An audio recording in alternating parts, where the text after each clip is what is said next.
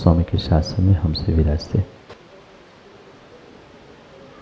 और उनकी ये पावन पीयूष देशना हम सभी के लिए परम उपकारी है।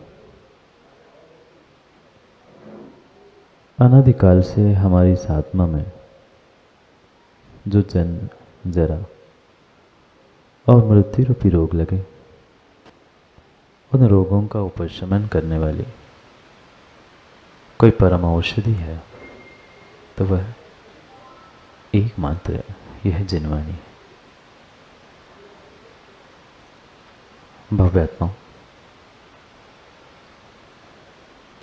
कई बार आपने कछुए को देखा होगा, नहीं देखा? देखा।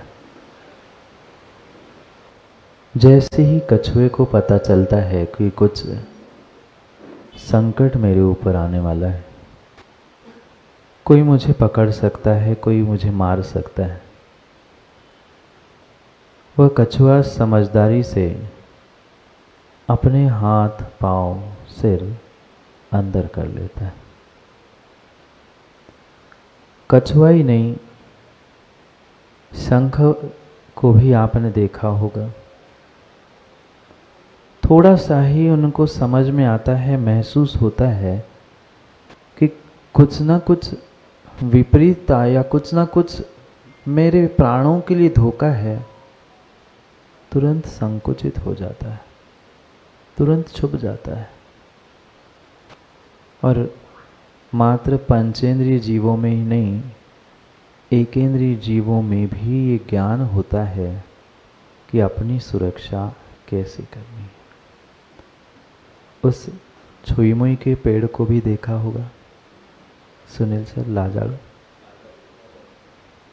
हाथ लगाने की आवश्यकता नहीं होती, पास पहुंच जाओ, अपने आप वो समेट लेती है।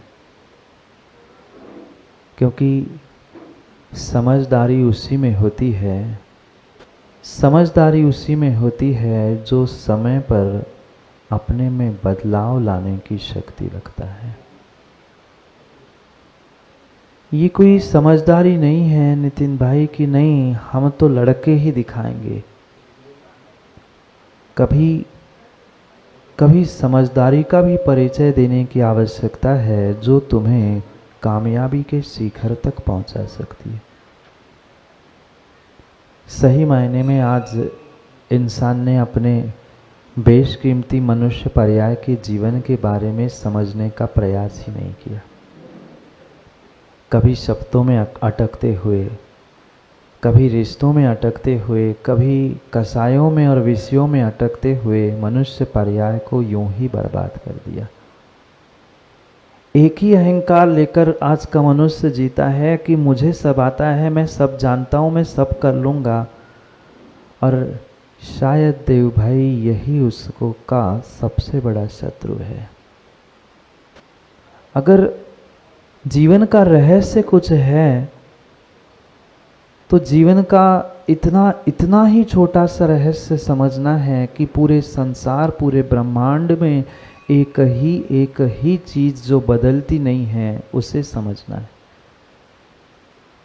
एक ही चीज संसार में नहीं बदलती है, उसका नाम है बदलाव। गौर से सुनना और समझना भी। एक ही चीज है जो आज तक नहीं बदली है, उसका नाम है बदलाव। नहीं समझे? Change is the only constant. बदलाव ही संसार का नियम है।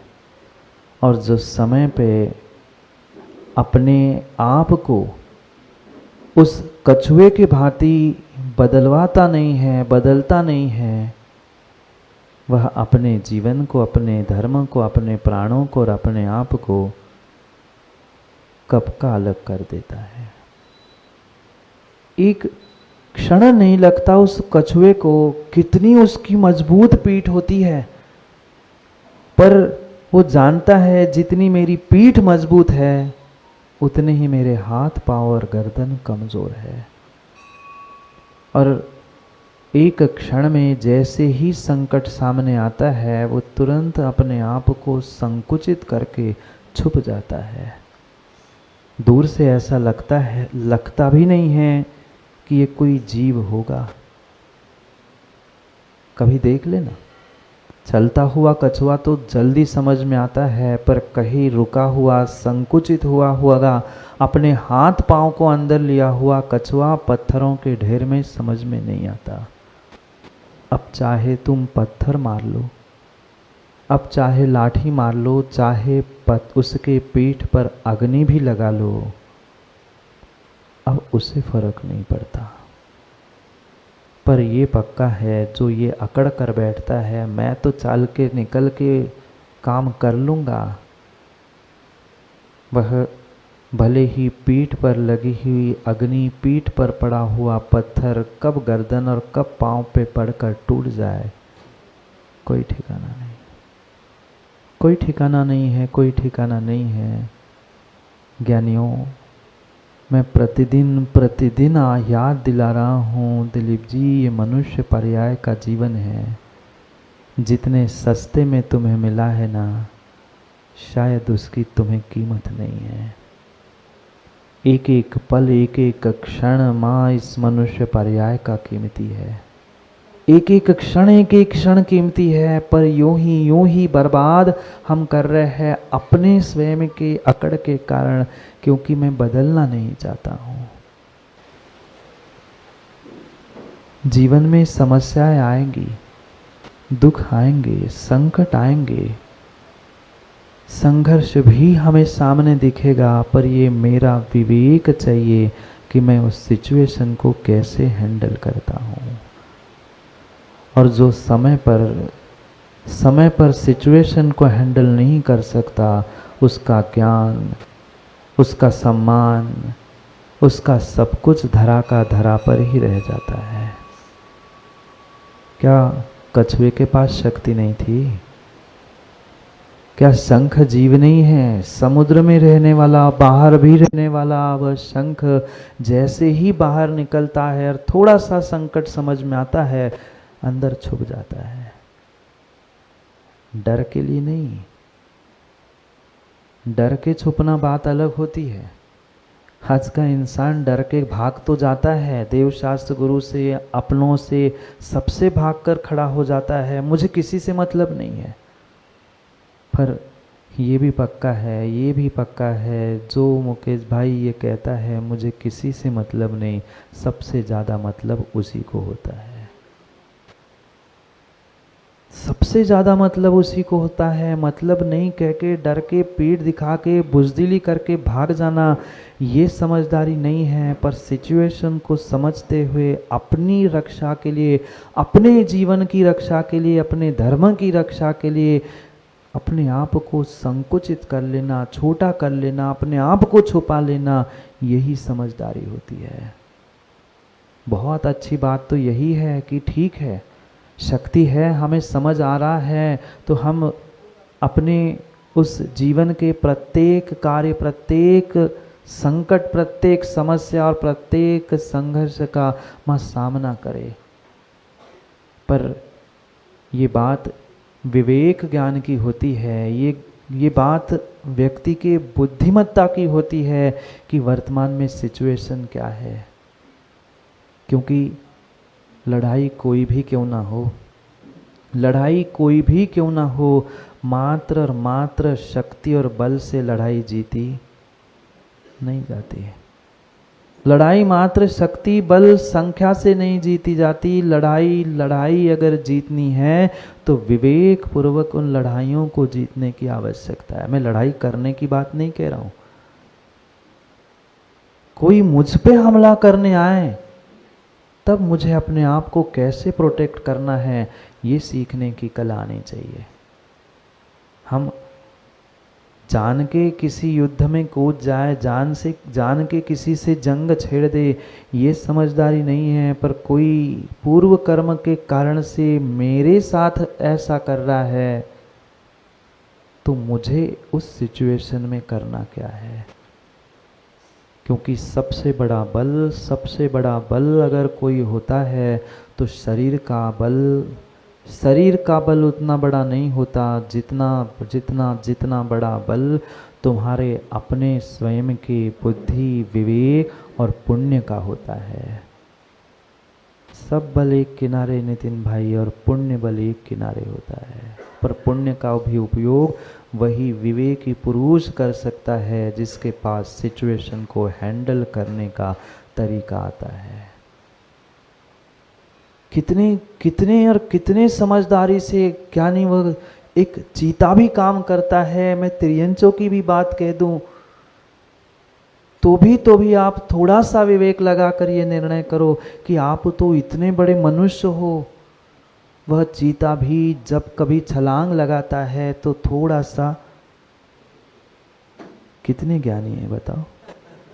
चीते की तो बात हमें सबको पता है, पर हमारी बात क्यों नहीं पता। हम सबका सब कुछ देख रहे हैं, माँ हम अपना कुछ क्यों नहीं देख पा रहे। ये जीवन मुझे मिला था और अपने स्वयं के लिए मिला था, दूसरे किसी के लिए जीवन मिला ही नहीं था। मैं अपने जीवन के रहस्य को ना समझते हुए दूसरों के जीवन के रहस्यों को खोद खोद के देखने का प्रयास करता हूँ, और अपने आप की, स्वयं की ही वंचना करते हुए अपने आप को पुनः पुनः दुख दे रहा हूँ। मुझे संकुचित होना पड़ेगा। समय पर समय के बदलाव के साथ मुझे भी कुछ अंशों में बदलना होगा। क्योंकि जब भी कथन होता है एक अंश, एक नए, एक पक्ष से ही एक समय में कथन किया जाएगा। हमें इस गहरे जीवन के रहस्यों के बारे में समझने की आवश्यकता है। बदलाव हर इंसान चाहता है, आप लोग नहीं चाहते? बोलो ना, आप लोग। हर कोई बदलाव चाहता है गड़ेकर जी, पर अपने में नहीं, सामने वाले पे। संसार का हर प्राणी बदलाव चाहता है, पर इधर नहीं, उधर चाहता है। और उस कारण में ना इधर बदलाव हुआ ना उधर बदलाव हुआ। कोई सिचुएशन, कोई कंडीशन, कोई परिस्थिति आज तक सुधर ही नहीं पाई। घर में देखो ना, अपने हर घर का सदस्य यही चाहता है, मैं ही मरे जा रहा हूँ, सामने वाला कुछ तो करे। मैं ही बदलता रहूं, मैं ही मेहनत करता रहूं, तू कुछ नहीं करेगा। क्यों? तूने जब किया ही है सब कुछ, तो फिर कहने की क्या जरूरत। क्यों चाहते हैं हम दूसरे में बदलाव? बदलाव होगा, समय पर सब में बदलाव होता है, होता आया है। पर ये बात हम जब जानते हैं तो उसे एक्सेप्ट क्यों नहीं कर पा रहे हैं। बड़े बड़े योद्धा, बड़े बड़े सुभट और बड़े बड़े आदमी भी धराशायी हो गए, जो अपने आप को समय पर बदलाव करते हुए छुपाना नहीं सीख पाए। ज़रूरी नहीं है डंका बजाने से ही किसी को सेठ जी कामयाबी मिले। चोरी छुपे भी अंदर जो अथक मेहनत पुरुषार्थ करता है, समय आने पर कामयाबी ही डंका बजा देती है कि इसने इतनी मेहनत की थी। कहने की आवश्यकता नहीं होती, मैं मरे जा रहा हूँ, मैं इतना कर रहा हूँ, मैं इतना कमा के ला रहा हूँ, तुम्हें तो कीमत ही नहीं है। कीमत कहने से नहीं होती, दूसरे की कीमत करने से तुम्हारी कीमत होती है। पर व्यक्ति आज ना अपनी कीमत जान पा रहा है, ना किसी दूसरे की कीमत कर पा रहा है, और स्वयं के ही इस जीवन की स्वयं वंचना कर रहा है। ये पक्का मानना माँ, कोई आपकी सुरक्षा करने वाला इस संसार में नहीं है? अगर होते जन्म देने वाले तो किसी अनजान व्यक्ति के घर क्यों भेज देते? किसी अनजान व्यक्ति के घर भेजने के बाद वो भी कुछ महीने, कुछ साल बाद पहचान के हो गए।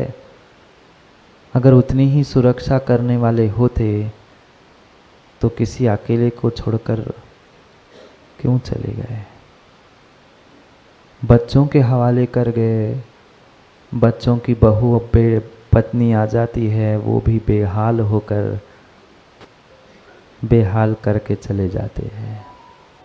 कौन सुरक्षा कर रहा है?